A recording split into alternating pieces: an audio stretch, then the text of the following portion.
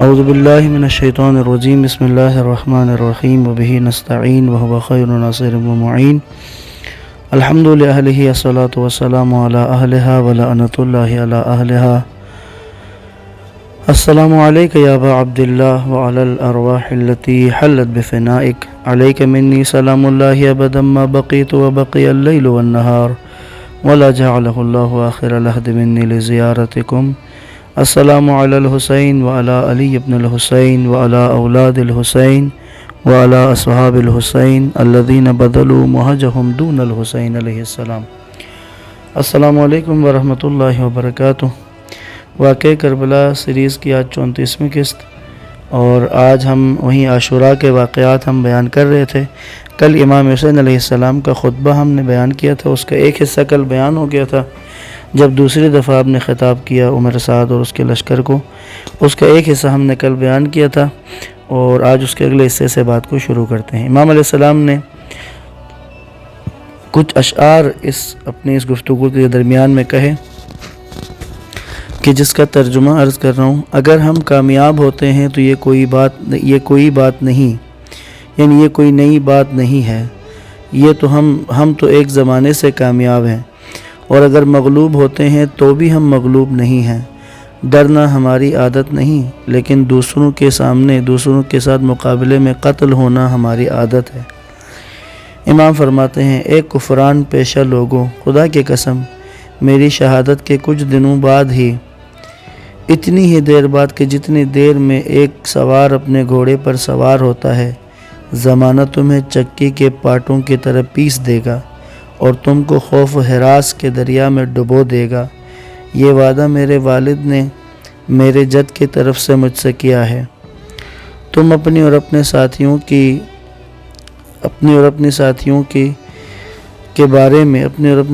کی زندگی کے بارے میں ایک بار پھر غور کرو تاکہ تم زمانے کی چیرادستیوں سے محفوظ رہ سکو۔ میں نے تو اپنا معاملہ خدا پر چھوڑ دیا ہے۔ میں جانتا ہوں کہ خدا کی قدرت بالغہ کے بغیر روئے زمین پر کسی چیز کو حرکت نہیں ہوتی۔ اے اللہ، اس قوم کو آسمان کی بارش سے محروم کر دے، انہیں قحط میں مبتلا کر دے، ان پر سقفی جوان کو مسلط کر دے کہ وہ انہیں زہر کے جام پلائے۔ میرے اہل بیت، میرے اصحاب اور میرے شیعوں کا ان سے انتقام لے کہ انہوں نے ہمیں جھٹلایا اور ہمیں بے یار و مددگار چھوڑ دیا۔ تو ہی ہمارا پروردگار ہے، ہم تجھ ہی سے لو لگاتے ہیں، تجھ ہی پر توکل کرتے ہیں، اور تیری ہی طرف ہماری بازگشت ہے۔ اس کے بعد امام علیہ السلام نے عمر ابن سعد کو طلب کیا۔ امام نے پوچھا، عمر سعد کہاں ہے؟ عمر سعد امام کا سامنا نہیں کرنا چاہتا تھا، کیونکہ وہ ملاقات امام سے نہیں کرنا چاہتا تھا۔ ظاہر ہے کہ اس نے اپنے راستے کو اپنی تباہی کا سامان اس نے کر لیا تھا۔ خیر، بادل ناخواستہ وہ امام کے سامنے آیا۔ آپ نے عمر سعد کو مخاطب کر کے کہا، اے عمر سعد، تم مجھے قتل کرو گے؟ تم یہ سمجھتے ہو کہ عبید اللہ ابن زیاد تمہیں رے اور گرگان کی حکومت بخش دے گا؟ امام نے کہا، خدا کی قسم تمہاری یہ آرزو کبھی پوری نہ ہوگی۔ یہ ایک عہد ہے جو کیا گیا، جو تم چاہو کرو، میرے بعد تم نہ دنیا میں خوش رہو گے اور نہ آخرت میں۔ گویا میں دیکھ رہا ہوں کہ کوفہ میں تمہارا سر نیزے پر نصب ہے اور بچے اس کا نشانہ لے کر پتھر مار رہے ہیں۔ تو یہاں پر امام حسین علیہ السلام نے عمر سعد کو اس کے انجام کے بارے میں پیش گوئی کی، جو بعد میں یقیناً حقیقت ثابت ہوئی۔ جس وقت امیر مختار نے قیام کیا، امام حسین علیہ السلام کے قاتلوں سے انتقام لیا، تو یہ عمر سعد اس کے ساتھ ایسا ہی ہوا۔ جب اس کا سر بلند ہوا نیزے پہ تو بچوں نے اس کا نشانہ لے کر اس کو مارنا شروع کیا۔ عمر ابن سعد نے امام کے اس خطبے کا جواب، امام کے اس بات کا جواب نہیں دیا۔ اس نے اپنی فوج سے کہا کہ تم کس چیز کے انتظار میں ہو؟ ایک بارگی میں ان پر حملہ کر دوں؟ کہتا ہے کہ ان کی حیثیت ایک لقمے سے زیادہ نہیں ہے۔ تعداد کے حساب سے اس نے اپنے فوج کی کثرت اور امام کے فوج کی قلت کے اوپر بات کی۔ یہاں پر اب جو اگلا واقعہ ہے روز عاشوراء کا اہم واقعات میں سے، وہ جناب حر کا واقعہ ہے۔ حر ابن یزید ریاحی یہ وہ جرنیل ہے کہ جس نے سب سے پہلے امام جب کوفہ کی طرف جا رہے تھے تو ابن زیاد کی طرف سے 1000 سواروں کے ساتھ حر آیا تھا، اور اس نے امام علیہ السلام کا رستہ روک لیا تھا، اور اس رستہ روکنے کے بعد وہ پھر امام کے ساتھ ہی رہا یہاں تک کہ کربلا میں وارد ہوئے۔ یہ جو صبح عاشور ہے، اس صبح عاشور تک حر یزید کے لشکر میں، عمر سعد کے لشکر میں ہے۔ اب جب امام نے یہ خطبہ دے دیا، اس کے بعد امام گھوڑے سے اتر آئے اور اپنے ایک صحابی کو اسے باندھنے کا حکم دے دیا۔ تو اس وقت پھر یزیدی فوج نے جنگ کے آغاز کے لیے اپنے آپ کو آمادہ کیا۔ حر نے جب لوگوں کو اس ترتیب سے دیکھا کہ وہ جنگ کے لیے تیار ہو رہے ہیں امام حسین کے ساتھ، تو حر عمر سعد کے پاس گیا اور عمر سعد سے سوال کیا کہ کیا حسین سے واقعی جنگ کرو گے؟ تو عمر سعد نے جواب دیا، بالکل، ایسی جنگ کہ جس میں سر اور بازو اڑتے ہوئے نظر آئیں گے۔ حر نے کہا کہ حسین نے جو بیان کیا ہے وہ تمہارے لیے کافی نہیں ہے؟ تو عمر سعد نے کہا، اگر میرے ہاتھ میں اختیار ہوتا تو میں قبول کر لیتا، لیکن تمہارا امیر عبید اللہ قبول نہیں کرے گا۔ تو حر کے ساتھ ان کے قبیلے کا ایک آدمی تھا، قرہ بن قیس جس کا نام ہے۔ حر نے اس سے کہا، اے قرہ، کیا تم نے اپنے گھوڑے کو پانی پلایا ہے؟ اس نے کہا، نہیں۔ تو قرہ کہتا ہے کہ میں نے محسوس کیا کہ وہ جنگ سے بچنے کی کوشش کر رہا ہے، اگر وہ مجھے اپنا راز بتا دیتے تو میں بھی ان کا اتباع کرتا۔ خیر، تو حر نے جب یہاں پر اس منظر کو دیکھا تو حر جو ہے یہاں یزید کے لشکر سے نکلنا شروع کیا اور امام حسین کے لشکر کے قریب ہونا شروع کر دیا۔ تو یہاں پر اس سے کسی اس کے جاننے والے نے سوال کیا کہ اے حر، تمہاری کیا حالت دیکھ رہا ہوں، کیونکہ حر کے بدن پر کپ کپی طاری تھی، اس کا بدن لرز رہا تھا۔ ظاہراً جس نے پوچھا تھا وہ اس کو جانتا تھا، اور کہا بھی کہ ایسی جنگیں میں میں نے تمہیں دیکھا ہے کہ جہاں وہ بہت سخت دشمنوں کے سامنے بھی تمہارا اس طرح کی تمہاری حالت نہیں ہوئی، تمہارا بدن نہیں لرزا، تمہارے قدم نہیں ڈگمگائے۔ آج تو ہماری تعداد بھی زیادہ ہے اور سامنے حسین کا لشکر بھی تھوڑا سا ہے، آج تم کیوں گھبرا رہے ہو؟ تو حر نے کہا، خدا کی قسم میں خود کو جنت و جہنم کے درمیان میں دیکھ رہا ہوں، یعنی اس وقت میرے سامنے مجھے اختیار دیا گیا ہے کہ میں چاہوں تو جنت کو منتخب کر لوں اور چاہوں تو جہنم کا انتخاب کروں۔ اس کے بعد کہتا ہے کہ خدا کی قسم میں جنت کو ہی اختیار کروں گا، خواہ یہ میرے بدن ٹکڑے ٹکڑے کر کے آگ ہی میں جلائیں۔ کہتے ہیں اس کے بعد حر نے اپنے گھوڑے کو ایڑ لگائی اور امام حسین علیہ السلام کی خدمت میں حاضر ہو گیا۔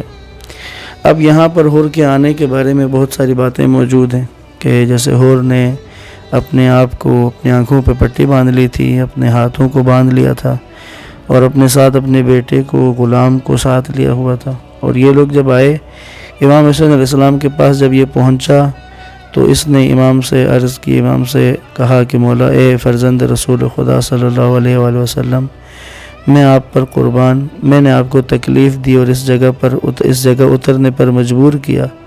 مجھے یہ یقین نہیں تھا کہ یہ گروہ آپ کے ساتھ ایسا سلوک کرے گا اور آپ کی بات قبول نہیں کرے گا۔ اگر مجھے یہ معلوم ہوتا کہ یہ لوگ آپ کے ساتھ ایسا سلوک کریں گے تو میں ہرگز ایسا نہ کرتا۔ میں خدا کی بارگاہ میں توبہ کرتا ہوں، کیا میری توبہ قبول ہو جائے گی؟ کہتے ہیں امام حسین علیہ السلام نے فوراً جواب دیا، خدا تمہاری توبہ قبول کرے گا۔ اور اس کے بعد حر کا استقبال کیا اور حر امام حسین علیہ السلام کے لشکر میں شامل ہو جاتا۔ تو اب جب آیا ہے تو یہاں پر کہتے ہیں کہ حر نے امام حسین علیہ السلام سے اجازت مانگی، کیونکہ اس میں جو سمجھ میں آ رہی وہی ہے کہ جنگ، چونکہ اس سے پہلے عمر سعد کے لشکر نے حرکت شروع کر دی تھی، یقیناً اس وقت جنگ شروع ہو چکی تھی، اور حر نے امام حسین علیہ السلام سے اجازت مانگی مبارزے کی کہ میں جاؤں اور میدان میں جا کر جہاد کروں، قتال کروں۔ امام علیہ السلام نے حر کو اجازت دے دی، تو پھر حر آگے آپ کوفہ اس سے عمر سعد کی فوج کے سامنے آ کر اس نے پھر حر نے بھی ان سے کچھ گفتگو کی ہے مختصراً۔ حر نے کہا کہ کوفہ والو، تمہاری مائیں تمہارے غم میں روئیں، تم نے خدا کے اس صالح و نیک بندے کو بلایا اور یہ وعدہ کیا کہ ہم آپ کی راہ میں جان قربان کریں گے، اور اب ان پر تلواریں کھینچے ہوئے ہو اور ہر طرف سے انہیں تم نے گھیر لیا ہے، ان سے دستکش نہیں ہوتے کہ وہ اس وسیع و عریض زمین میں کہیں اور چلے جائیں، اسیر کے مانند تمہارے ہاتھ میں ہیں، ان پر اور ان کے اہل بیت پر پانی بند کر دیا ہے، جبکہ اسی پانی کو یہود و نصارہ پیتے ہیں، یہاں تک کہ چوپائے اس میں لوٹتے ہیں، اور یہ ہیں کہ پیاس سے جاں بلب ہیں۔ رسول اللہ صلی اللہ علیہ وآلہ وسلم کی اطرت کے بارے میں تم نے ان کی حرمت کا پاس و لحاظ نہیں کیا، تشنگی کے روز خدا تمہیں سیراب نہ کرے۔ یعنی کہتے ہیں کہ امام حسین یہ جو جناب حر کا کہنا تھا کہ تشنگی کے روز خدا تمہیں سیراب نہ کرے، یعنی بروز حشر، بروز قیامت جب وہاں اصل پیاس کا مرحلہ آئے گا تو اس کے بعد یہاں سے کہتے ہیں کہ تم وہاں پیاسے ہی رہو گے، اللہ تمہیں وہاں سیراب نہ کرے۔ کہتے ہیں اس وقت ایک گروہ نے حملہ کر دیا اور حضرت حر نے ان کے ساتھ جنگ کی، اور اس کے بعد وہ امام حسین علیہ السلام کے پاس ان کے مقابل میں آ کے کھڑے ہو گئے۔ اب یہاں پر حملے کا آغاز ہوتا ہے۔ عمر سعد کے لشکر کا جو سردار تھا عمر بن حجاج زبیدی، اس نے اپنی فوج سے کہا کہ یہ جو مقابل میں امام حسین علیہ السلام اور ان کے انصار ہیں کہ جن میں اصحاب کی ایک بڑی تعداد کوفہ سے بھی ہے، تو یہ اس نے کہا اپنی فوج سے کہ تم لوگ یہ لوگ کوفہ کے دلیر و شجاع لوگ ہیں، یعنی جو امام حسین کے اصحاب ہیں۔ تو پس جنگ کا آغاز ہوا اور وہاں پر عمر سعد اور اس کے لشکر نے یہ پالیسی اپنائی کہ ہم اپنے سپاہیوں کو سنگل لڑنے سے، یعنی فرد پر فرد لڑنے سے روکیں، کیونکہ اصحاب حسین بہادری و شجاعت میں بہت ماہر ہیں، بہتر ہیں، اور ان کے ساتھ جنگ کرنا، ان سے مقابلہ کرنا اور ایک ایک ہو کر جانا ان کے بس کی بات نہیں ہے۔ اور اس کے بعد عمر سعد نے بھی یہیں، کیونکہ حالانکہ پہلے طے ہو چکا تھا امام حسین علیہ السلام کے ساتھ عمر سعد کا کہ ایک پر ایک کی جنگ ہوگی، یعنی ایک ایک کر کے لوگ آئیں گے، مبارزے آئیں گے، اور جو مبارزے کی طلب کرے گا، جو اس کے مقابلے میں جائے گا، اسی ترتیب سے جنگ کی جائے گی۔ لیکن دوران جنگ بھی اس کی خلاف ورزی کی گئی ہے۔ عمر بن سعد نے اس جو بات طے ہوئی تھی آپس میں، اس کی خلاف ورزی دوران جنگ بھی کی ہے۔ جب اس جنگ کا آغاز ہوا اور اس کے بعد تیروں کی بارش ہو رہی ہے، تیر و تلوار و تبر چلنے لگے، تو امام حسین علیہ السلام نے اپنی ریش مبارک کو پکڑ کر فرمایا، خدا قوم یہود پر اس وقت غضبناک ہوا جب انہوں نے اللہ کے لیے بیٹا فرض کر لیا، یعنی حضرت عزیر کو جب انہوں نے اللہ کا بیٹا بنایا تو اللہ اس وقت ان پر غضبناک ہوا تھا، اور اللہ نے حضرت عیسیٰ کی امت پر اس وقت غضبناک ہوا حضرت عیسیٰ کی امت پر جب انہوں نے اسے 3 خداؤں میں سے ایک قرار دیا۔ اب امام حسین فرماتے ہیں، اور اب اس قوم کے بارے میں خدا کے غضب کی انتہا ہے کہ یہ لوگ اس کے رسول کی بیٹی کے بیٹے کو قتل کرنے پر متفق اور یک زبان ہو گئے ہیں۔ خدا کی قسم، یہ جو مجھ سے چاہتے ہیں وہ ہرگز نہیں کروں گا، یہاں تک کہ میں خون آلود جسم کے ساتھ، بدن کے ساتھ پروردگار کی ملاقات کے لیے جاؤں گا۔ بس یہاں سے جنگ کا آغاز ہوتا ہے۔ اب جو جنگ ہے کربلا کی، اس کو ہم 2-3 مراحل میں بیان کریں گے، جس میں سب سے پہلے ایک حملہ اولا ہے اور ایک ظہر سے پہلے کی کچھ جنگ ہے حملہ اولا کے بعد، اس کے بعد ظہر کے بعد کی جنگ ہے، پھر یعنی یہاں تک اصحاب کی جنگ ہے، اس کے بعد پھر بنی ہاشم کا مرحلہ ہے، اور آخر میں امام حسین علیہ السلام کی اپنی جنگ ہے۔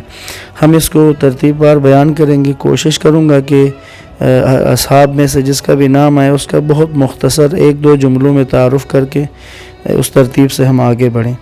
تو انشاءاللہ کل سے ہم اس جنگ کو بیان کریں گے، اور اس میں اصحاب کا ذکر اور اس جنگ کی جو اگر کوئی اہم بات ہوتی ہے تو وہ آپ کی خدمت میں انشاءاللہ بیان کرتے رہیں گے۔ تو آج یہیں پر اختتام کرتے ہیں، تو کل انشاءاللہ جو صبح عاشور جس جنگ کا آغاز ہوا تھا اس جنگ کو آپ کی خدمت میں بیان کریں گے۔ والسلام علیکم ورحمۃ اللہ وبرکاتہ۔